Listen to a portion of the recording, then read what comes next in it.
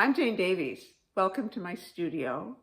Today I'm going to be demonstrating a texture technique that I've been using to create collage papers. It's really fun.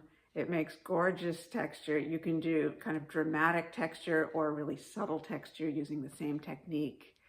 It's really easy. It just takes some paint, some paper, rubbing alcohol, the 91% rubbing alcohol, not the 70%, and a palette knife or two. I have my favorite palette knives. Of course, you can use this technique directly on a painting, on paper or panel or canvas, but I've been using it to make collage papers. Hope you enjoy it. The first thing is just to paint layers. I'm painting on newsprint, which I really like because it's very lightweight and it's pretty absorbent. So it makes it really good for a collage material. But really, any lightweight paper will do. I'm just working in colors that are easy to mix one after the other. First layer is dry, then I'll paint over it. So here's the second layer. And again, I'm just mixing one color after another just by adding to the mix. I'm not, cleaning up and mixing a separate color altogether. And once that second layer is dry, I'm adding another layer. You can do this with just 2 layers, and sometimes the simpler textures are better for some applications. So I always create a variety of textures. The one in this demo is a more complicated one with, 3 or 4 layers. I guess 4 layers, including this very dark value. If you can find the 91% rubbing alcohol in this spray bottle, it's really convenient. Otherwise, you can just put it in a spray bottle. I usually start with the corner of my palette knife, and this is a square end palette knife, so it's got really sharp corners and flat edges.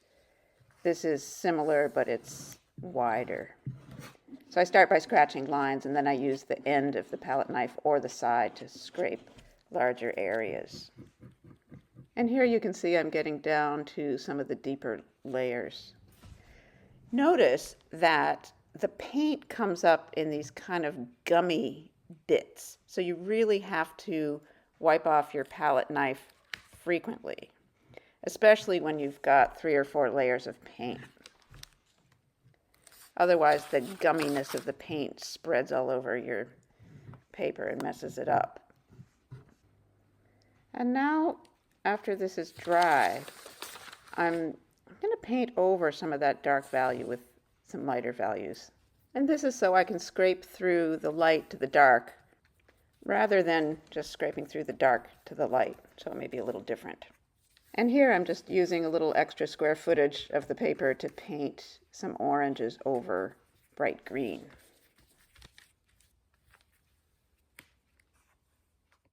So here's the larger section of the paper. And now I'm scraping through the orange to the bright green to get a little simpler texture.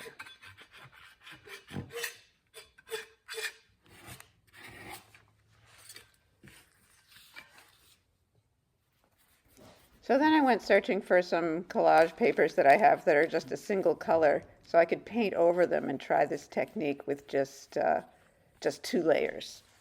So here I've got a few different versions of pink over this deep yellow. Once the paint is dry, I'll spray the alcohol and then scrape it with my palette knives.